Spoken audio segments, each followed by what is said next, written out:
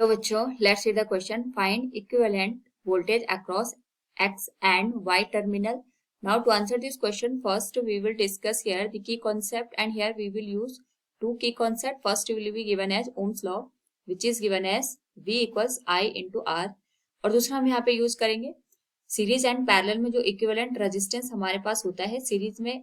अगर हम इसकी बात करें, it is given as R1 plus R2 plus R3 and so on. और जो पैरेलल में हमारे पास यहाँ पे इक्विवेलेंट रेजिस्टेंस होता है, it is given as 1/R1 plus 1/R2 plus 1/R3 and so on. Question के अकॉर्डिंग यहाँ पे हमारे पास जो टर्मिनल गिवन है एक्स एंड वाई, इसके करस्पॉन्डिंग हमें यहाँ पे वोल्टेज की वैल्यू कैलकुलेट करनी है। यहाँ पे जो करंट है it is given as 1 ampere. तो सबसे पहले जो हमारे पास गिवन सर्किट है, इसमें हम यहाँ पे जो इक्विवेलेंट रेजिस्टेंस है वो फाइंड आउट कर लेते हैं, और जो टोटल करंट है उसे मल्टीप्लाई करके एक्स वाई के अक्रॉस हमारे पास जो भी पोटेंशियल ड्रॉप होगा है उसे हम फाइंड आउट कर सकते हैं। That will be given as I into R equivalent.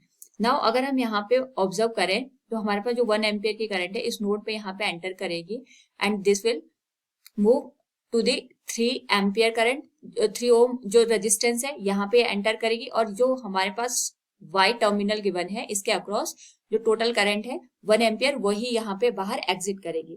तो अगर हम देखें ऑब्जर्व करें तो हमारे पास जो करंट है वो एक्स से यहाँ पे एंटर कर रही है, और यहाँ पे हमारे पास जो करंट है वो दो पार्ट में डिस्ट्रीब्यूट हो जाएगी। एक तो यहाँ पे 3 ओम के अक्रॉस फ्लो करेगी जो हमारे पास लेफ्ट हैंड साइड में गिवन है, दूसरा जो हमारे पास 3 ओम का रेजिस्टेंस राइट हैंड साइड में गिवन है उसमें डिस्ट्रीब्यूट हो जाएगी।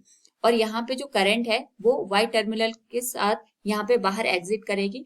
अगर हम ऑब्जर्व करें जो हमारे पास लेफ्ट हैंड साइड में करंट यहाँ पे डिस्ट्रीब्यूट हुई थी वही करंट 2 ओम और 1 ओम के अक्रॉस यहाँ पे फ्लो करेगी, और अगेन यहाँ पे वाई टर्मिनल में जो 3 ओम के अक्रॉस करंट आ रही है उसके साथ मिलकर के ये 1 एम्पियर की वैल्यू हमें यहाँ पे दे देगा। अगर हम ऑब्जर्व करें तो 3 ओम, 2 ओम और 1 ओम इनमें एक ही अमाउंट की करंट जा रही है, और तीनों का एक एक टर्मिनल यहाँ पे कनेक्ट है, यानी ये तीनों के तीनों यहाँ पे हमारे पास सीरीज में कनेक्ट होंगे। तो जो यहाँ से आर इक्विवेलेंट डैश की वैल्यू निकल के आएगी that will be 3 ohm plus 2 ohm plus 1 ohm के बराबर, this will be given as 6 ohm. यानी हमारे पास जो सर्किट है कुछ इस तरीके से हमें ऑब्जर्व होगा।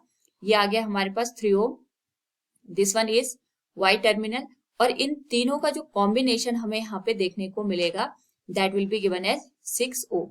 ये यहाँ पे हमारे पास जो करंट 1 एम्पियर की यहाँ पे हमारे पास फ्लो कर रही थी दो पार्ट में डिवाइड हो जाएगी। अगर हम यहाँ पे 6 ओम और 3 ओम को ऑब्जर्व करें तो एक टर्मिनल एक्स के साथ कनेक्ट है दोनों का, दूसरा वाई टर्मिनल के साथ कनेक्ट है, यानी दोनों यहाँ पे पैरेलल है। तो जो इक्विवेलेंट रेजिस्टेंस की वैल्यू आएगी that will be parallel combination 3 into 6 divided by 3 plus 6, that can be written as 18 divided by 9। तो ये आ जाएगा 2 ओम के बराबर।